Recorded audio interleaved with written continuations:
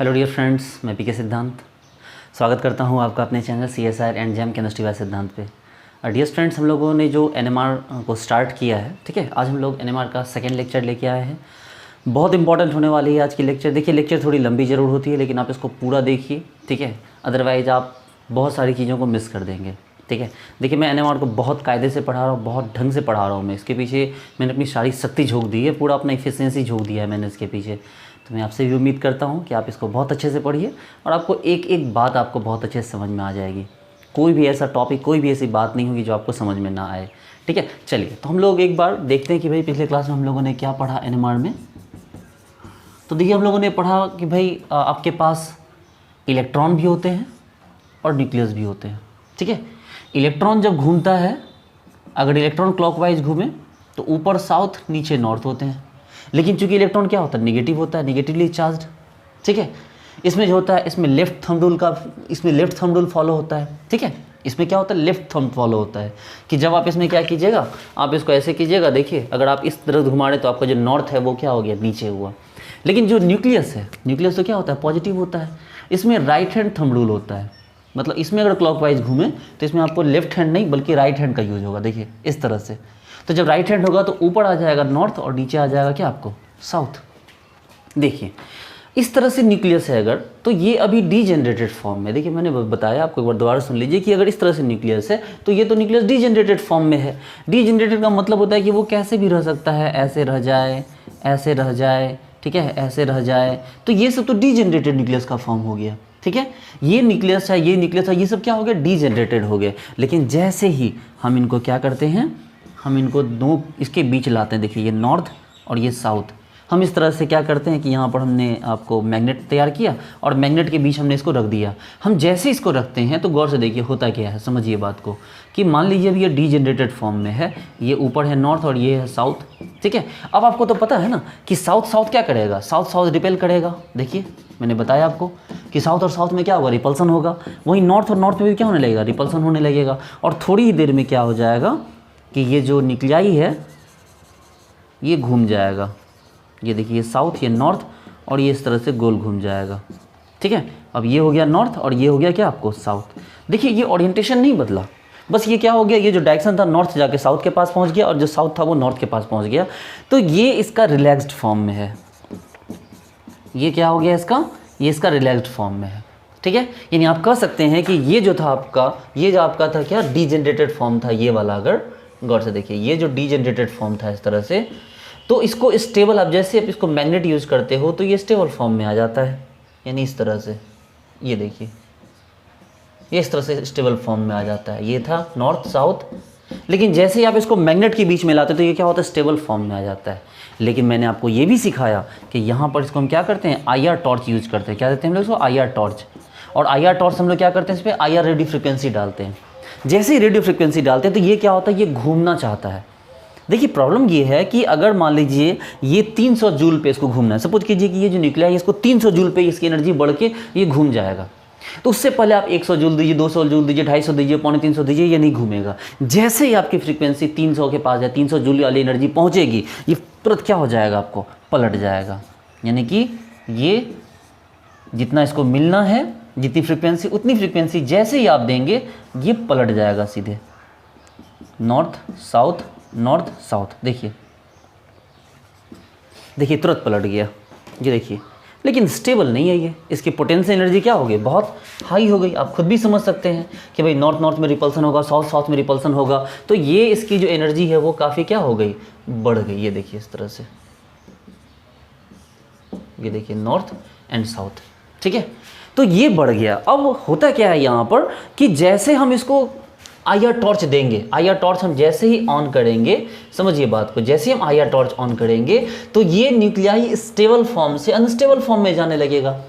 ये देखिए, जैसे ही हम IR टॉर्च ऑन करेंगे, ये जो न्यूक्लियाई है ये स्टेबल फॉर्म है, ऊपर अनस्टेबल फॉर्म है, ये स्टेबल फॉर्म से अनस्टेबल पर। देखिए ना, IR टॉर्च जैसे ही जला रहे हैं इसको एनर्जी मिल रही है, घूम रहा है। देखिए, मैंने पिछले क्लास में आपको एक एग्जाम्पल दिया कि सपोज कीजिए कि आपका फ्रेंड छत पर खड़ा है और उधर की ओर देख रहा है। आप गए, उसको बोले चलो दोस्त पीछे पलटो, वो नहीं पलट रहा। बोले नहीं यार, सामने एक अच्छी चीज़ है, मैं देख रहा हूँ उसको, वो नहीं पलट रहा है। आप उसको डांटे, यार पलटो, नहीं पलटा। आपने जोर से डांटा तब भी नहीं पलटा, और आप गए उसको जोर से पकड़ के क्या किया, घुमा दिया अपनी तरफ, तो वो पलट गया।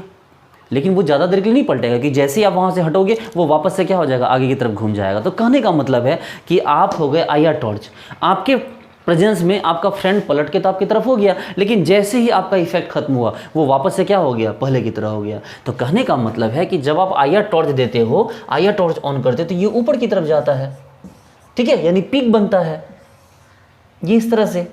और जैसे ही आप IR टॉर्च को ऑफ करते हो, ये क्या होता है, नीचे आ जाता है, और इस तरह से कंप्लीट पीक बनता है।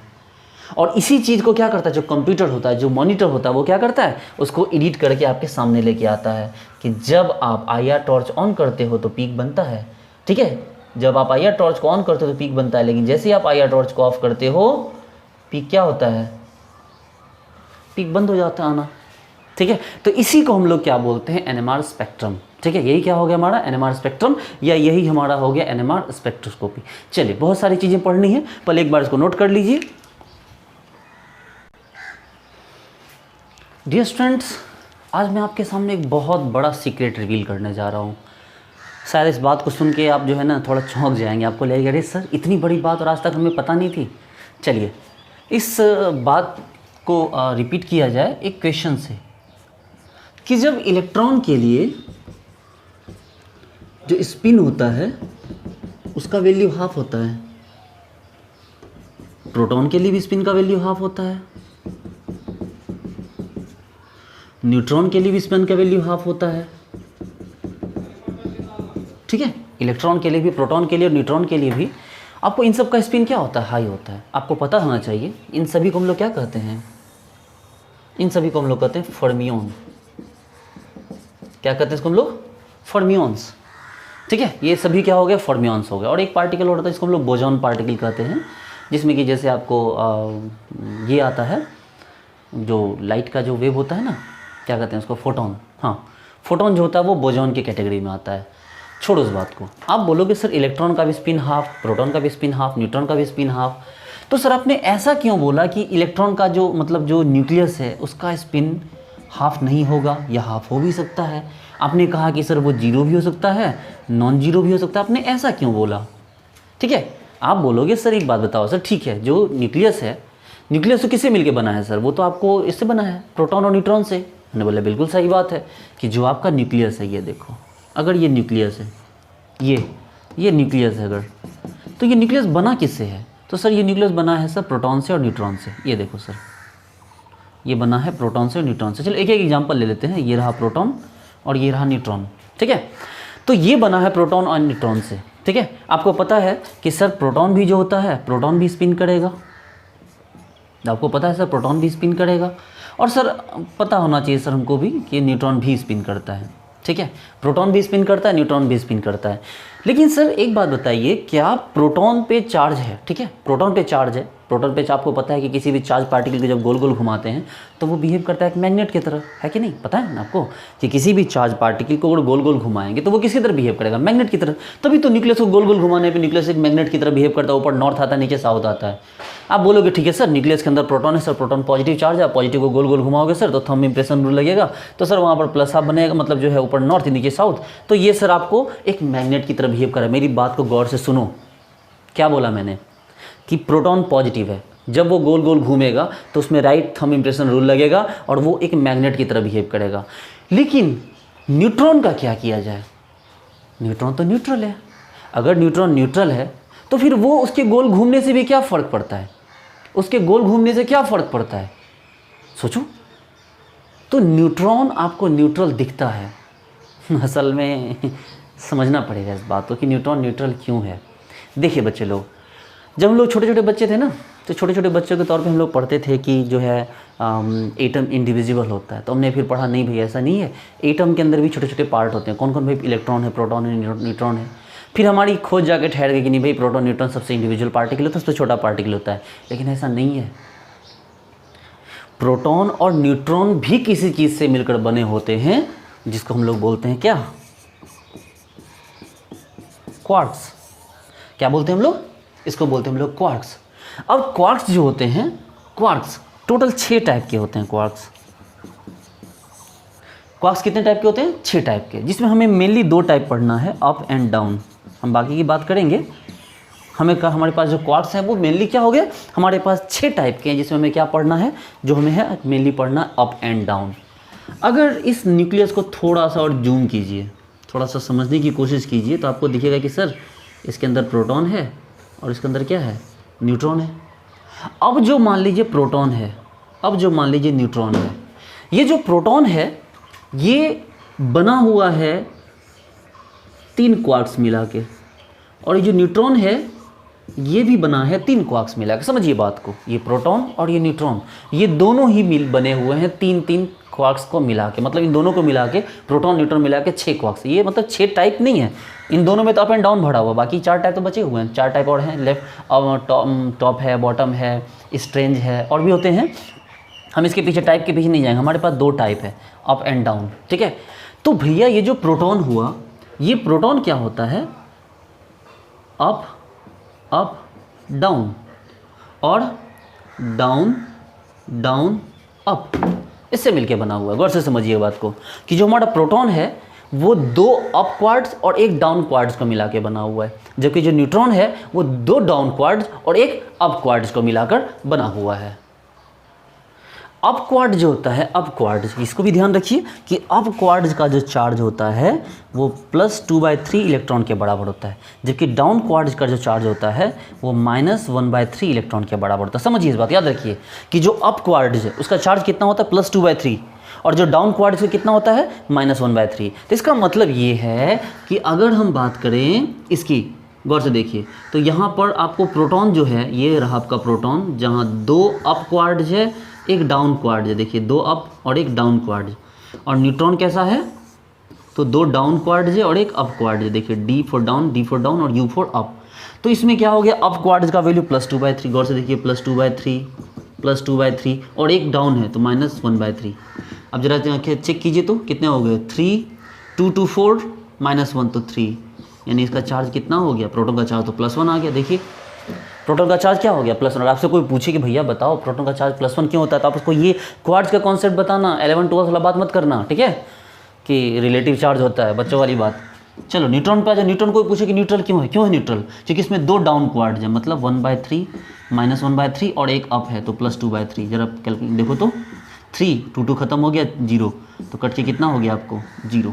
तो न्यूट्रॉन पे कितना चार्ज आ गया आपका, तो न्यूट्रॉन पे कोई चार्ज नहीं है। लेकिन न्यूट्रॉन के अंदर जो पार्टिकल हैं, गौर से देखिए, ये जो है न्यूट्रॉन के अंदर आपको डाउन डाउन अप, ये तो भाई अलग अलग हैं, इनमें तो मूवमेंट होगा। सोचो, मेरी बात को समझो। आपने ये सोचा कि ओवरऑल ये रहा प्रोटॉन और एक ले लिया हमने न्यूट्रॉन, प्रोटॉन गोल गोल घूमेगा तो आपको लगेगा अरे सर चार्ज पार्टिकल है तो मैग्नेटिक मोमेंट क्रिएट करेगा, लेकिन न्यूट्रॉन चार्ज पार्टिकल नहीं है तो मैग्नेटिक मोमेंट क्रिएट नहीं करेगा। नहीं भैया, ऐसी बात नहीं है। न्यूट्रॉन न्यूट्रल दिख रहा है आपको, लेकिन न्यूट्रॉन के अंदर 3 चार्ज पार्टिकल हैं, ठीक है, वो तो अलग अलग डायरेक्शन में घूम करते हैं, वो तो घूम रहे हैं, देखो डाउन डाउन अप, इनके घूमने से तो क्या हो रहा है, मैग्नेटिक मोमेंट बन रहा है। इसका मतलब ये है कि proton and neutron both are charged either internally और एक्सटर्नली, कि जो प्रोटॉन और न्यूट्रॉन है दोनों ही चार्ज्ड हैं, चाहे वो अंदर से हो चाहे बाहर से। न्यूट्रॉन बाहर से भी दिखता है, प्रोटॉन बाहर से भी दिखता है, जबकि न्यूट्रॉन बाहर से नहीं दिखता है। न्यूट्रॉन कहाँ से होता है, अंदर से होता है, ठीक है। चलिए पहले नोट कीजिए इस बात को। चलिए आगे सीखते हैं कि हमने आई का वैल्यू चेक करना। देखिए हम ये बात तो समझिए कि भाई हमारा जो न्यूक्लियस था वो न्यूक्लियस स्पिन कर रहा है, न्यूक्लियस के अंदर प्रोटॉन भी है, न्यूट्रॉन भी है, प्रोटॉन भी स्पिन करता है, न्यूट्रॉन भी स्पिन करता है, और प्रोटॉन और न्यूट्रॉन दोनों ही मैग्नेटिक फील्ड क्रिएट करते हैं, ठीक है, मैग्नेटिक मोमेंट क्रिएट करते हैं। अब हम बात करते हैं आई की, वापस से आई की बात पे आ जाते हैं। देखिए हमने स्पिन में क्या चेक किया कि भैया इलेक्ट्रॉन का जो स्पिन था वो या तो +½ होगा या तो -½ होगा, यानी स्पिन क्या होता है, हाफ होता है, मोड लगा के। लेकिन जो स्पिन क्वांटम नंबर जो होता है न्यूक्लियस के लिए, ये किसके लिए, न्यूक्लियस के लिए, ये 2 तरह का होता है, ये तो या तो 0 हो सकता है और या तो नॉन 0 हो सकता है। देखिए समझिए बात को कि अगर ये आई का वैल्यू 0 हो, ठीक है, तो ये तो NMR इनएक्टिव हो गया। क्या हो गया, ये NMR इनएक्टिव हो गया। लेकिन आई का वैल्यू अगर नॉन 0 हो तो ये NMR एक्टिव होता है। अब हमारा सारा डिस्कशन इसी बात पे टिकेगा, हमारा सारा डिस्कशन इसी बात पे होगा कि आई अगर नॉन जीरो हो तो एनएमआर एक्टिव कैसे होता है, क्यों होता है। अब हम इस बारे में बात करेंगे, एकदम रिलैक्स हो जाइए। देखिए अब सवाल उठता है कि आई का वैल्यू जीरो किसके लिए होता है, आई का वैल्यू नॉन जीरो किसके लिए होता है। सपोज कीजिए कि हमारे पास प्रोटॉन है, न्यूट्रॉन है और यहाँ हमें आई का वैल्यू चेक करना है। देखिए अगर प्रोटॉन आपका इवन हो गया, न्यूट्रॉन भी इवन हो गया, तो फंडा ये है कि अगर प्रोटॉन इवन होगा, न्यूट्रॉन इवन होगा, तो आपको एक बात समझनी होगी कि जो चार्ज्ड पार्टिकल होते हैं, चार्ज्ड पार्टिकल का एक नेचर होता है फील्ड बनाने का नहीं, फील्ड को कैंसिल करने का। ठीक है, वो पेयर अप करने का नेचर होता है उनका कि वो पेयर करके वो फील्ड को कैंसिल कर देंगे।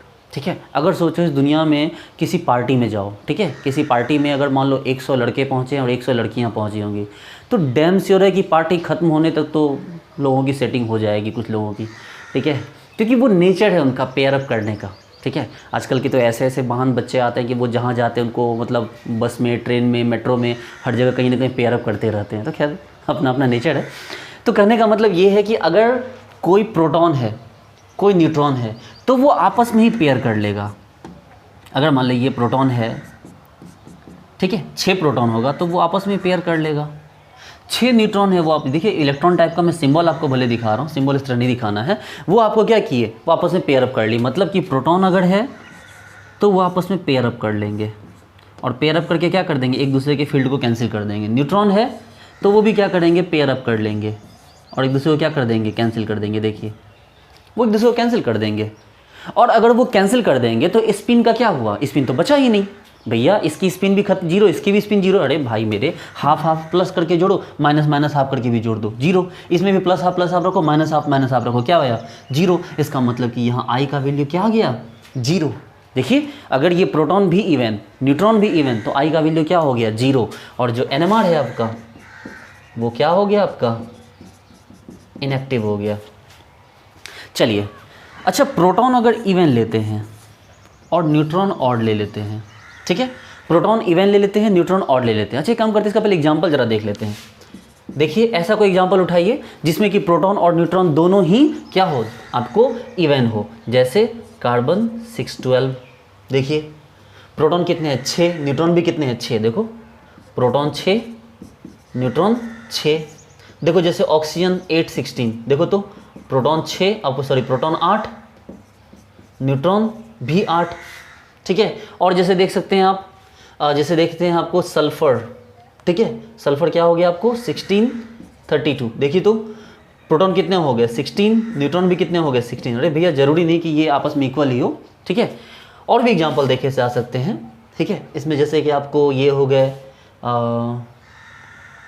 कोई भी एग्जांपल उठाओ ना जिसमें कि प्रोटॉन न्यूट्रॉन क्या हो जाए, आपको इवन हो जाए, तो वैसा एग्जांपल क्या हो जाएगा, आपको वो कैंसिल हो जाएगा, वो एनएमआर इनएक्टिव होगा। अब इसका मैं आपको पहचान बता देता हूँ कि एटॉमिक वेट को 4 से डिवाइड कर दीजिए और अगर वो क्या हो जाए, इवन नंबर आ जाए, मतलब कोई नंबर आ जाए, अगर कंप्लीट नंबर, इंटीग्रल नंबर आ जाए, तो इसका मतलब है कि वो क्या हो गया, वो आपका एनएमआर इनएक्टिव है। देखिए मेरी बात को समझिए कि कोई भी ऐसा आइटम जिसके एटॉमिक मास को 4 से डिवाइड किया जाए, वो डिविजिबल हो जाए, तो वो क्या होता है, एनएमआर एक्टिव हो जाता है, सॉरी एनएमआर इनएक्टिव हो जाता है। ठीक है, देखिए मेरे कहने का मतलब क्या है कि भाई कोई भी एटम उठाइए, जैसे कार्बन देखिए 12/4 कीजिए तो 3 आ जाएगा, देखिए 16/4 कीजिए तो 4 आ जाएगा, 32/4 कीजिए तो 8 आ जाएगा। कोई भी ऐसा आइटम उठा लीजिए जिसका एटॉमिक वेट को आप 4 से डिवाइड कर सकते हैं, तो वो एनएमआर इनएक्टिव हो जाएगा। ये एक ट्रिक है, ये एक ट्रिक है ताकि इस बात को आप कंप्लीट कर सकिए। देखिए इस बात को कंप्लीट कर सकिए, ये एक ट्रिक है ताकि आपको ये बात समझ में आ जाए कि भैया ये याद रखने की जरूरत ना पड़े। सिंपल आपने क्या किया, एटॉमिक मास को 4 से डिवाइड किया, अगर वो डिवाइड हुआ तो वो एनएमआर इनएक्टिव, और अगर डिवाइड नहीं हुआ तो वो क्या हो गया, इनएक्टिव नहीं हुआ। वो ट्रिक है बस। चलिए अब हम लेते हैं कि हमने प्रोटॉन को इवन लिया और न्यूट्रॉन को ऑड लिया। भैया इस केस में ये तो कैंसिल हो जाएगा, देखिए ये तो कैंसिल हो जाएगा। ठीक है, लेकिन ये क्या, अगर ये ऑड है, चाहे वो 1 हो चाहे वो 3 हो, तो कैसे कैंसिल करोगे भाई। चलो मान लो ये इसको कैंसिल कर दिया, ये कहाँ गया, ये तो नहीं हुआ कैंसिल। और अगर मान लो कि इसी को हम प्रोटॉन को ही ऑड ले लेते और इसी को हम इवन ले लेते, तब भी क्या होता कि भाई ये कैंसिल नहीं होता। देखो इसको तुम कैंसिल कर देते, इसको क्या करते, और अगर मान लो ये इवन हो जाता तो ये कैंसिल हो जाता। देखो देखो ये इसको कैंसिल करता, ये इसको कैंसिल करता। तो कहने का मतलब है कि अगर ऐसा होता कि आपके पास प्रोटॉन या न्यूट्रॉन में से कोई एक इवन कोई एक ऑड होता, तो उस केस में आई का जो वैल्यू आता वो आपको फ्रैक्शनल आता। मान लो 1 अनपेयर्ड होता तो हाफ आ सकता था, 3 अनपेयर्ड होता तो 3/2 आता, 5 अनपेयर्ड होता तो 5/2 आता, 7/2 आता, इस तरह से। देखिए समझ रहे हैं बात को, देखिए ना कि अगर आपका ये मान ली एक इवन एक ऑड रहे, चाहे ये ऑड ये इवन रहे, तो आपका जो आई का वैल्यू आएगा, भाई मेरे मान लो यहाँ पर तुम्हारा इवन में 10 है तो कैंसिल हो गया, यहाँ 9 है तो 8 कैंसिल कर दिया, लेकिन एक तो बच गया। हो सकता है कि इसमें 6 ही पेयर करता, 3 तो अनपेयर्ड बच जाता, हो सकता है कि इसमें 4 ही पेयर करता, 5 तो अनपेयर्ड बच जाता। अब मान लो ये ऑड है ये इवन है, मान लो ये ऑड हुआ तो यहाँ से स्पिन बचेगा, लेकिन यहाँ कैंसिल हो जाएगा। तो कहने का मतलब है कि इस केस में आपके लिए आई का वैल्यू क्या हो गया, फ्रैक्शनल आ गया। देखिए आई का वैल्यू क्या हो गया आपको, फ्रैक्शनल आ गया। 1/2, 3/2, 5/2, मतलब ऐसा नहीं आएगा 3/5, 2/6, 2/7, इस टाइप का नहीं आएगा। 1/2, 3/2, 5/2, सोच सकते हैं हाफ हाफ को जोड़िएगा तो इसी टाइप का आएगा ना। हाफ हाफ को 5 बार जोड़िएगा तो 5/2 आएगा, हाफ हाफ को 3 बार जोड़िएगा तो 3/2 आ जाएगा। चलिए ये भी NMR क्या हो गया, अब ये NMR एक्टिव हो गया। ये क्या हो गया, NMR एक्टिव हो गया। अब इसके एग्जांपल ढूंढते हैं, ठीक है, जिसमें कि एक ऑड हो एक इवन हो, ठीक है। जैसे कि हम ले लेते हैं सोडियम 11, 23। देखिए प्रोटॉन इसमें 11 है लेकिन न्यूट्रॉन इसमें 12 हो गए। देखिए प्रोटॉन कैंसिल नहीं होगा, न्यूट्रॉन कैंसिल हो जाएगा, तो क्या आ जाएगा, फ्रैक्शनल आ जाएगा इसका आई का वैल्यू। ये देखिए जैसे हम बात करते हैं एल्युमिनियम बात करते हैं, जैसे एल्युमिनियम 1327, देखिए तो प्रोटॉन 13 हो गए, न्यूट्रॉन कितने हो गए, 14 हो गए। तो इस टाइप के एग्जांपल आ गए जहाँ पर कि प्रोटॉन और न्यूट्रॉन में से कोई एक ऑड है और कोई एक इवन है, ठीक है। ये उस टाइप एग्जांपल में आ गए। अब थर्ड एग्जांपल में आइए, जहाँ देखिए हम इवन देख चुके, इवन ऑड इवन देख चुके। अब लास्ट एग्जांपल में क्या देखेंगे हम, ये भी ऑड और ये भी ऑड। देखिए ये तीसरा एग्जांपल आ गया। अगर ये भी ऑड होगा तो भैया यहाँ से भी कुछ फ्रैक्शनल वैल्यू निकलेगा। देखिए अगर ये ऑड होगा तो यहाँ से 1/2, 3/2, 5/2 कुछ निकलेगा, और अगर ये भी ऑड हो गया तो यहाँ से भी तो कुछ फ्रैक्शनल निकलेगा।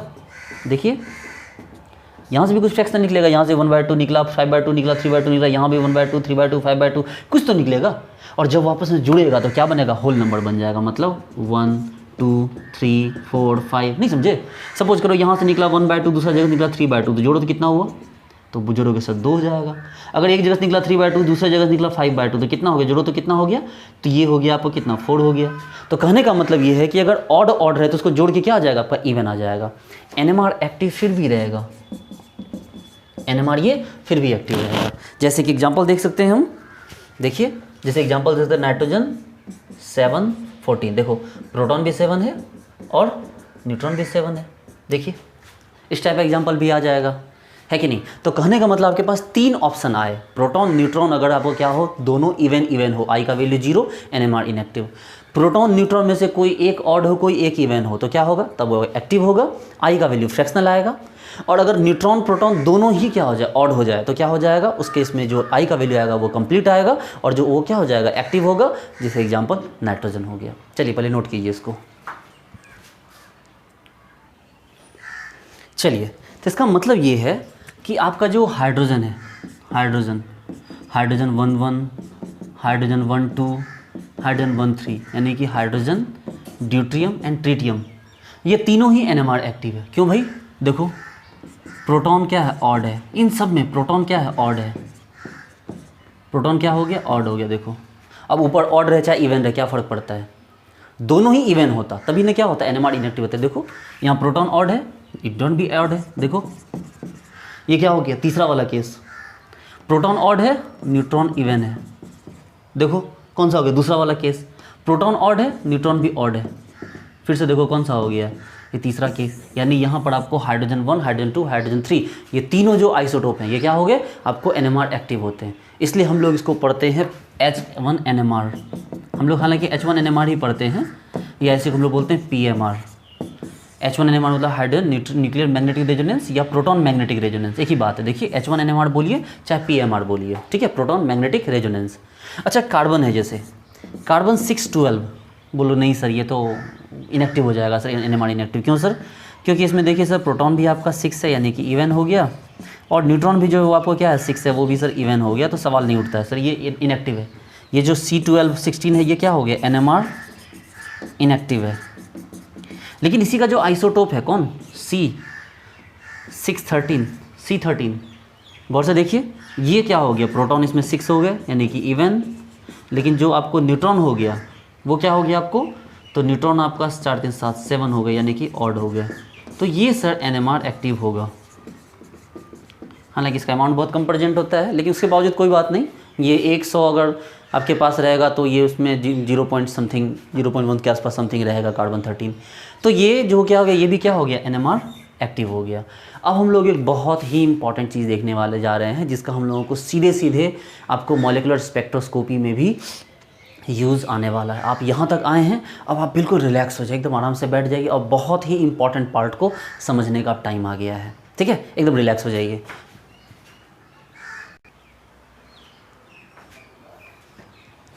एकदम बच्चे लोग अब शांत हो जाइए, सीखिए। एक बहुत ही हाहाकारी चमत्कारी कॉन्सेप्ट मैं आपको सिखाने वाला हूँ। अच्छा, स्पिन का जो पॉसिबल ओरिएंटेशन होता है वो कितना होता है? इलेक्ट्रॉन का पॉसिबल ओरिएंटेशन बताइए, सोचिए। बोलोगे सर आप जो बता रहे हैं सर, एक्चुअल में आप बात कर रहे हैं स्पिन मल्टीप्लिसिटी की। बोले शाबाश, आपको ये बात समझ में आती है? बोले बिल्कुल सर, स्पिन मल्टीप्लिसिटी समझ में आती है, इसका फॉर्मूला तो 2s+1। बोले वेरी गुड। स्पिन मल्टीप्लिसिटी बताती है कि जिसको आप चेक कर रहे हैं, ठीक है, जिस पार्टिकल को, इलेक्ट्रॉन को, प्रोटॉन को, न्यूट्रॉन को आप चेक कर रहे हैं, उसका स्पिन मल्टीप्लिसिटी, उसकी पॉसिबल अरेंजमेंट कितना होगा। तो आप बोलोगे सर 2s+1। अगर हम बात करेंगे इलेक्ट्रॉन की तो आपको बोलोगे सर इलेक्ट्रॉन के लिए तो स्पिन फिक्स होता है सर, हाफ। और अगर ऐसा होगा तो इसका जो स्पिन मल्टीप्लिसिटी होगा सर, तो 2 × ½ + 1 यानी कि 2। यानी कि सर इलेक्ट्रॉन को सिर्फ 2 तरीके से अरेंज किया जा सकता है। हमने वेरी वेरी गुड, इलेक्ट्रॉन को सिर्फ 2 तरीके से अरेंज किया जा सकता है, या तो अप या तो डाउन। ये मेरी बात को गौर से समझिए, मैंने क्या बोला कि इलेक्ट्रॉन को 2 तरीके से अरेंज किया जा सकता है, प्लस अप +½ या प्लस को -½ यानी कि अप या डाउन। लेकिन जो आपका न्यूक्लियस है, न्यूक्लियस के लिए भी जो पॉसिबल अरेंजमेंट होगा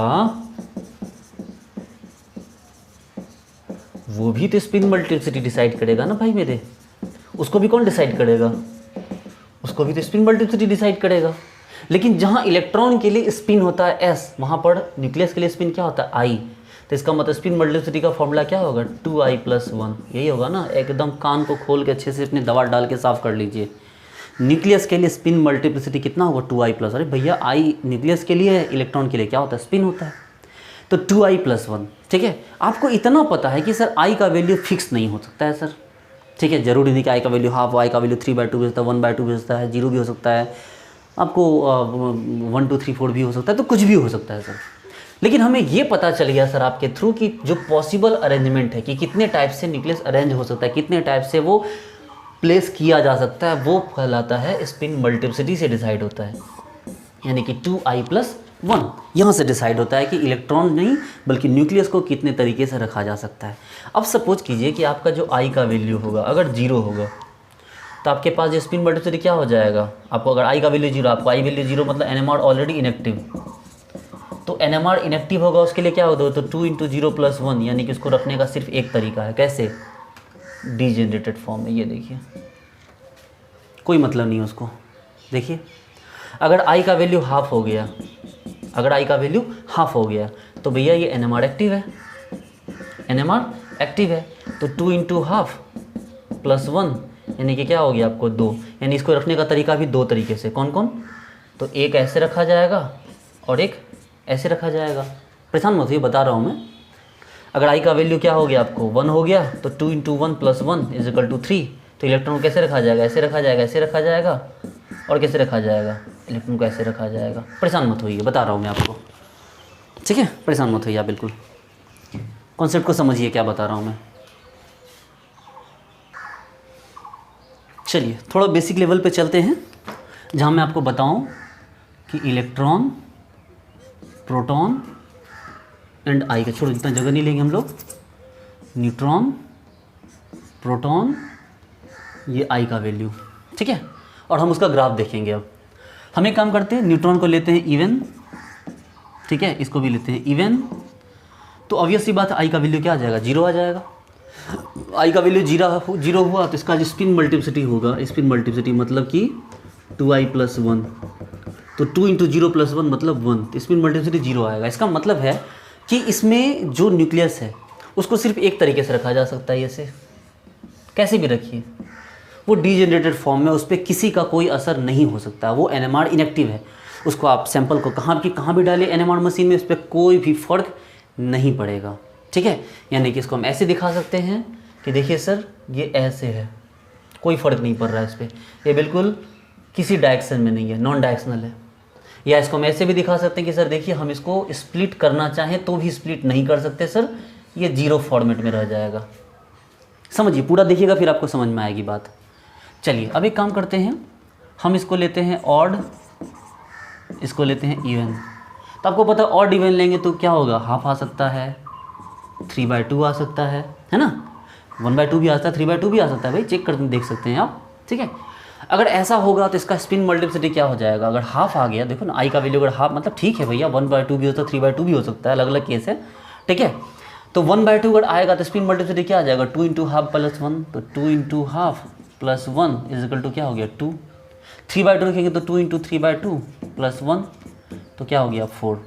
तो भाई मेरे अगर 2 होगा तो 2 किस तरह से होगा, इसका मतलब 2 का मतलब ये एनएमआर एक्टिव है, और अगर ये एनएमआर एक्टिव है तो आप इसको कहाँ रखे हैं, आपने इसको यहाँ रखा है, यहाँ देखो नॉर्थ साउथ ऐसे आपने रखा है, देखो। और जब आप इसको क्या कर रहे हैं, रेडियो फ्रीक्वेंसी दे रहे हैं तो ये पलट जा रहा है, पलट के कैसे हो जा रहा है, तो ये ऐसे हो जा रहा है, नॉर्थ साउथ ये ऐसे हो जा रहा है, ये है ना, देखिए।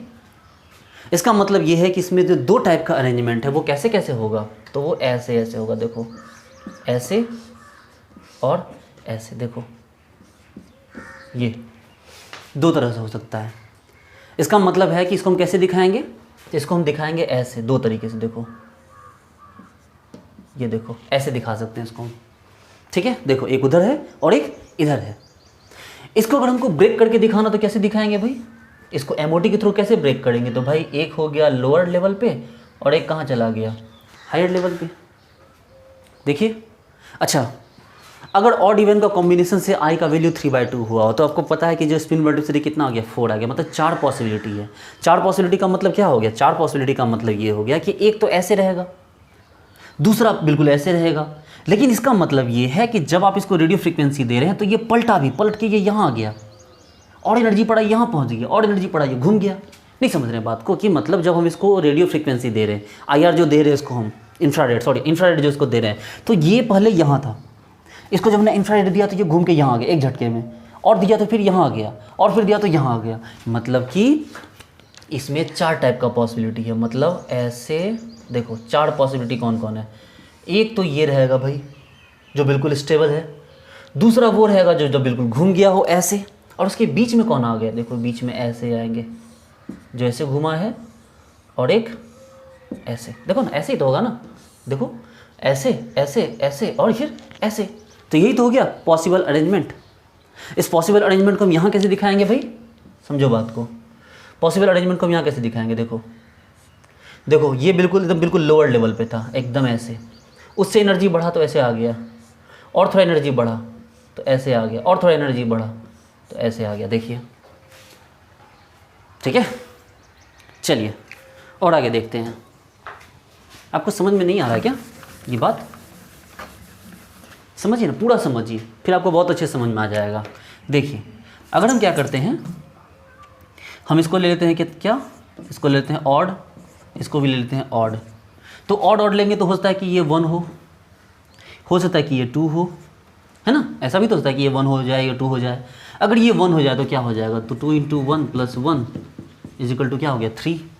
अब भैया 3 कैसे दिखाया जा सकता है, तो 3 को ऐसे दिखाया जाएगा कि भाई मेरे 3 को ऐसे दिखाया जाएगा, समझिए बात को, कि एक ऐसे है, देखिए बिल्कुल ऐसे, दूसरा जिस इसको देंगे तो वो बीच में आ जाएगा, देखिए ये भी पॉसिबल अरेंजमेंट है, यानी नॉन डीजेनरेट फॉर्म, मतलब डीजेनरेट फॉर्म हो गया, जीरो फॉर्म, और फिर इसको एनर्जी दिए तो वो यहाँ आ गया, देखिए ये देखिए ऐसे, समझ रहे बात को। यानी कि ये 3 स्टेप बना है इसमें, कैसे भाई, तो एक ये वाला, दूसरा ये देखिए डीजेनरेटेड फॉर्म बीच में जीरो लेवल पे रहा, और तीसरा फिर ये वाला जो हायर लेवल पे चला गया। आप समझ रहे हैं इसको हमने लो एनर्जी क्यों बोला, इसको हाई एनर्जी क्यों बोला, क्योंकि ये मैग्नेटिक फील्ड के अलाइन है। जबकि ये मैग्नेटिक फील्ड के क्या हो गया, अपोजिट हो गया, इसलिए इसका एनर्जी क्या हो गया, बढ़ गया। और यहाँ पर ये क्या है, नॉन डिजेनरेट मतलब डिजेनरेटेड फॉर्म है, तो क्या हो गया, ये बीच में रह गया। चलिए अगर 2 लेते हैं तो क्या होता, 2 × 2 + 1 = 5। अब भैया 5 कैसे होगा, तो 5 ऐसे होता, सोचिए 5 कैसे होगा कि मान लीजिए कि जैसे ये मैग्नेट लगा रखा है हमने, सबसे पहले ऐसे है, फिर थोड़ी देर में ये ऐसे हुआ, फिर थोड़ी देर में बिल्कुल ही नॉन डिजेनरेट होगा इस तरह से, फिर थोड़ी देर में ये ऐसे हो जाएगा, और फिर थोड़ी देर में क्या हो जाएगा, ये ऐसे हो जाएगा। मतलब है कि ये कैसे होगा, पहले तो ये ऐसे 1, फिर ये 2, फिर ये 3, फिर ये 4 और फिर ये 5। देखिए इस तरह से बनेगा। यानी कि आप अगर बनाना चाहिए तो कैसे बनेगा, गौर से देखिए, ऐसे ऐसे ऐसे, देखिए 5 लेवल बने इसके। तो 5 लेवल बना तो कैसे बना भाई, समझो, देखो सबसे नीचे ये वाला आया, उसके ऊपर फिर ये वाला, फिर ये वाला, फिर ये वाला, और फिर सबसे लास्ट में ये वाला। देखो इसको नंबर के हिसाब से तोड़ते हैं हम कि भैया अगर आई का वैल्यू अगर आपको 0 है तो देखो ये भी 0 हो गया, मतलब इसमें NMR इनएक्टिव है। आप इसको कोई फील्ड दे दो चाहे ना दो, इससे कोई फ़र्क नहीं पड़ता, ये कहीं इसमें कोई ट्रांजिशन होगा ही नहीं, हिलेगा ही नहीं अपनी जगह। देखो ना ये NMR इनएक्टिव है, इसमें किसी तरह का कोई एनर्जी ट्रांजिशन होगा ही नहीं। यहाँ आ जाओ, ये हाफ हो गया, तो भैया पॉसिबल अरेंजमेंट क्या क्या हो सकता है, जो एनर्जी कम है उसको +½ लिखो, जो एनर्जी ज़्यादा उसको -½ लिखो। ये 3/2 है, देखो इसमें 3/2 हुआ, कितने हुए, 4 अरेंजमेंट हुए। कैसे लिखेंगे भाई, +3/2 +1/2 -1/2 -3/2। देखो यहाँ 1 है तो 1 को कैसे लिखेंगे भाई, +1 0 -1। यहाँ 2 है, कैसे लिखेंगे इसको, देखो +2 +1 0 -1 -2। आप समझ रहे हो क्यों प्लस से माइनस लिखना स्टार्ट करके, क्योंकि प्लस की एनर्जी कम होती है तो नीचे वाले की एनर्जी कम होगा, ऊपर वाले की एनर्जी क्या होगी, ज़्यादा होगी। इसी को हम और एक तरीके से लिख सकते हैं। देखो ये वाला एग्जांपल, जब आई का वैल्यू 0 है, देखो तो जब आई का वैल्यू 0 है तो हमने क्या बोला है, उसका फिगर ऐसे बनेगा। ये देखो किसी तरह का कोई ट्रांजिशन नहीं हो रहा, डिजेनरेटेड फॉर्म। जब आई का वैल्यू क्या लिखा है हमने, हाफ, देखो आई का वैल्यू क्या लिखा है हमने, हाफ, तब देखो यहाँ पर 2 पॉसिबल ट्रांजिशन हुए, मतलब इस तरह से, देखो इस तरह से, यानी +½ यहाँ और -½ यहाँ पर। जब आई का वैल्यू कितना हुआ लिया गया, 3/2, तब देखो तो क्या हुआ, 3/2 जब लिए हमने तो कितने पॉसिबल अरेंजमेंट हुए, देखो 4 पॉसिबल अरेंजमेंट है। मतलब ऐसे, देखो ऐसे है, यानी कि +3/2 +1/2 -1/2 -3/2। जब आई का वैल्यू हमने 1 लिया है, देखो जब आई का वैल्यू हमने क्या लिया है, 1, जब आई का वैल्यू 1 लिया, देखो 3 अरेंजमेंट आया। देखो कैसे भाई, बिल्कुल ऐसे, देखो ये देखो, ये स्टेबल +1, ये अनस्टेबल -1, और बीच में क्या हो गया, 0, मतलब डिजेनरेटेड फॉर्म। ये देखिए यही है ना, ये देखिए। जब क्या करेंगे हम, ये वाला लेंगे, 2 का वैल्यू लेंगे। देखो तो 2 कैसे आया है, यहाँ लिखते हैं हम लोग, जगह नहीं है, हम लोग यहाँ बनाते हैं। देखो जब आई का वैल्यू 2 आया है तब क्या किया हमने, जब आई का वैल्यू 2 है, देखो तो 2 है तो क्या किया हमने, देखो तो कहाँ से कहाँ तक, ये देखो यहाँ से यहाँ तक, ऐसे ऐसे, फिर देखो यहाँ एक बार यहाँ गया, एक बार यहाँ गया, फिर एक बार यहाँ गया। देखो तो क्या हो गया, +2 +1 0 -1 -2। तो इस तरह से देखो इसमें 5 एनर्जी लेवल बने। अब यहाँ सीखने के बाद एक बात आपको और सीखनी है बच्चे, इसमें कोई ट्रांजिशन हो रहा है, देखो इसमें ट्रांजिशन नहीं हो रहा है। जबकि देखो यहाँ देखो ट्रांजिशन हो रहा है, यहाँ देखो इसमें आपको यहाँ सिंगल ट्रांजिशन हो रहा है, लेकिन यहाँ पर देखो, यहाँ पर क्या हुआ, देखो यहाँ से यहाँ जा सकता है, यहाँ से यहाँ जाएगा, यहाँ से यहाँ जाएगा। देखो मोर देन 1 ट्रांजिशन हुए। देखो यहाँ पर यहाँ ट्रांजिशन हुआ, यहाँ ट्रांजिशन हुआ, यहाँ से यहाँ भी ट्रांजिशन हो सकता है, यहाँ भी ट्रांजिशन हो गया। यहाँ देखो यहाँ से यहाँ ट्रांजिशन, यहाँ से यहाँ ट्रांजिशन, यहाँ से यहाँ ट्रांजिशन, यहाँ से यहाँ ट्रांजिशन, यहाँ भी क्या हो गया, मल्टीपल ट्रांजिशन आपके पॉसिबल हुए हैं। इसका मतलब ये है कि आपको एग्जाम में डायरेक्टली ये बीच में क्विट करके आपको डायरेक्टली ग्राफ बनाने के लिए दिया जाएगा। ठीक है, आपको यहाँ क्या किया जाएगा, डायरेक्टली ग्राफ बनाने के लिए दिया जाएगा। तो एक बार हम लोग देखते हैं कि कैसे डायरेक्टली ग्राफ को हम लोग बना सकते हैं। पहले एक बार नोट कीजिए बहुत अच्छे से इसको। चलिए देखिए, अगर आई का वैल्यू हाफ दिया है, भाई सिंपल है, तो 2 × i + 1, तो 2 × हाफ +1 = क्या हुआ, 2। यानी कि ग्राफ कैसा बनेगा, ऐसा।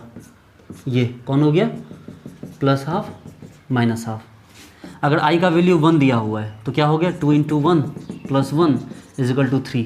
यानी क्या हो गया, ये देखो +1 -1 0। आई का वैल्यू अगर आपको 2 दिया हुआ है तो 2 × 2 + 1 = क्या हो गया आपको 5। कैसे ग्राफ बनेगा भाई, ये देखिए क्या हो गया 5 है ना, तो आई का वैल्यू 2 से स्टार्ट, +2 +1 0 -1 -2। आई का वैल्यू क्या हो गया 5/2 ले लीजिए, तो 2 × 5/2 + 1, तो 2 2 कैंसिल, तो क्या हो गया 5 1 6। 6 कैसे बनेगा भाई, तो 3 नीचे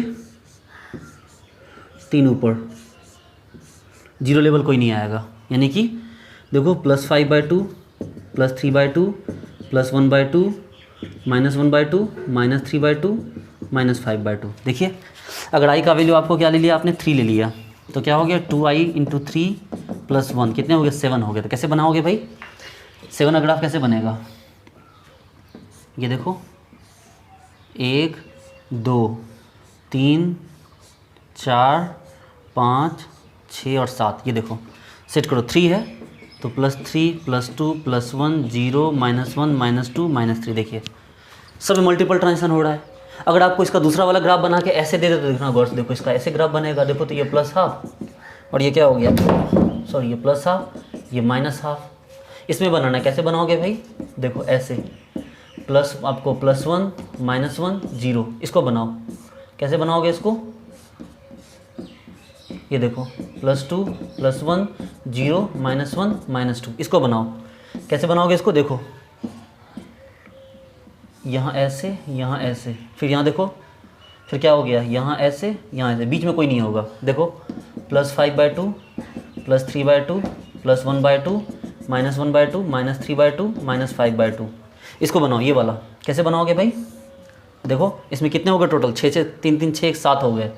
तो यहाँ देखो यहाँ बीच में 2 2 यहाँ दे दो, फिर यहाँ देखो इधर भी 2 दे दो। देखो कितना हो गया +3 +2 +1 0 -1 -2 -3। इस तरह से आप इसका डायग्राम ग्राफ बना सकते हैं। ठीक है बच्चे लोग, आज की क्लास को हम लोग यहीं समाप्त करते हैं। बहुत इंपॉर्टेंट टॉपिक था, आई होप कि आपने बहुत अच्छे से समझा होगा, आपको पूरी बात समझ में भी आई होगी। ठीक है, तो चलिए मिलते हैं हम लोग नेक्स्ट लेक्चर में। आप लोग इसको बहुत अच्छे से रिवाइज कीजिए, इससे रिलेटेड सारे ग्राफ जो हो गए वो आपके क्लियर हो गए।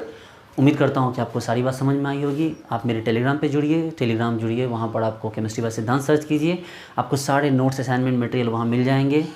आप मुझे इंस्टा पे फॉलो कर सकते हैं और प्लीज़ कमेंट में ज़रूर बताइए कि आपको कितनी बात समझ में आती है, ताकि मुझे एनर्जी मिल सके और मैं और अच्छे से काम कर सकूँ आपके लिए, है ना। ओके डियर फ्रेंड्स, मिलते हैं फिर नेक्स्ट वीडियो में। Thank you so much, bye.